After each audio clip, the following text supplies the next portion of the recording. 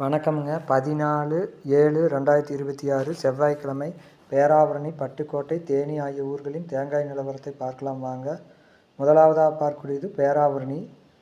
பேராவூரணி உரித்த பச்சை தேங்காய் விலை டன்னுக்கு ரூ. 1000 உயர்ந்து டன் 43,000 விற்பனையாகியுள்ளது.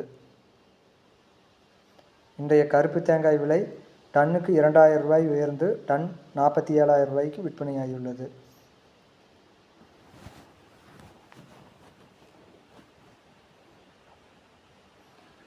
இன்றைய தேங்காய் விலை ரூ. 20 முதல் ரூ. 22 வரை விற்கப்படுகின்றது.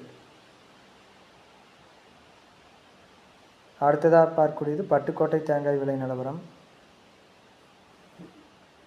இன்றைய பட்டுக்கோட்டை உரித்த பச்சை தேங்காய் விலையானது டன்னுக்கு ரூ. 1000 உயர்ந்து டன் 42,000 விற்பனையாகியுள்ளது.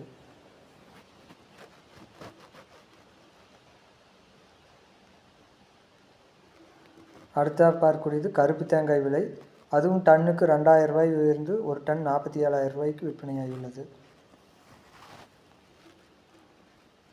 அடுத்ததாக பார்க்கக்கூடியது தேனி தேங்காய் விலை நிலவரம்.